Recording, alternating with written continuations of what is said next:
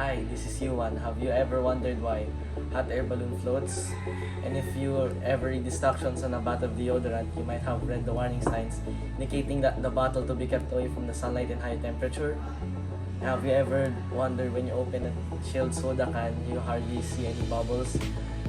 On the contrary, when you open a warm enough soda can, bubbles spill out of the drink. Any idea? Well, the answer to all these questions lie in the vicinity of Charles' law. Charles' law states that the volume of gas is directly proportional to its absolute temperature, assuming that the quantity of gas and pressure remains constant. Or simply put, gases expand when heated and contracts when cooled. Charles' law takes its name from French scientist and inventor Jacques Charles, who formulated it in the 1780s.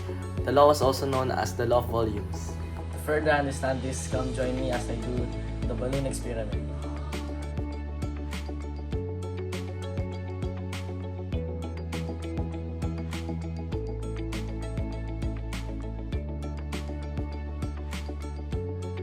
Before we proceed with this experiment, make sure to use your safety gear such as gloves, face shield, and a lab coat.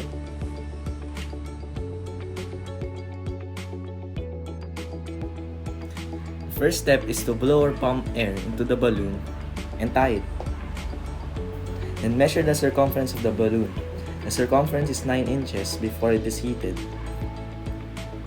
Next, place water into the deep pan and let it boil. As soon as the water boils, drop the balloon in the water and close the lid. After about a minute, you can take the balloon out of the water again and then quickly measure its circumference again. You can tell it grew in size, and it actually increased by 3 inches. For the next step, place the balloon in the container filled with ice. You will observe that the balloon slowly shrunk in size.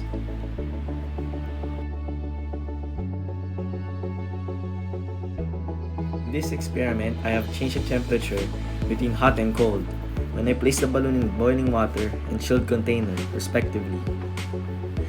And I have to observe that when I place the balloon in a hot environment, its volume increased along with the temperature. And it shrunk when it was placed in a cold environment. And finally, the pressure remains constant because there were no external factors manipulating the pressure applied in the balloon. And in conclusion, Charles' law can be clearly observed in this balloon experiment. Well, that was satisfying. So next time,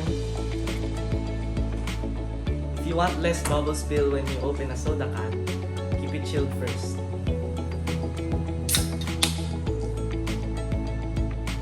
Next, never ever store your deodorant in high temperature or in direct sunlight, because under high temperatures, the air molecules inside the deodorant bottle will expand, which can make it burst.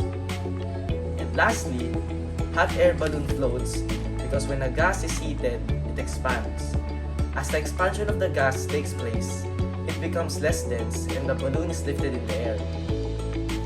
And just so you know, Jacques Charles himself was one of the most famous hot air balloonists. He was notably one of the few people who flew the world's first hydrogen balloon flight. And that's it. I hope you learned something new today. Thanks for watching.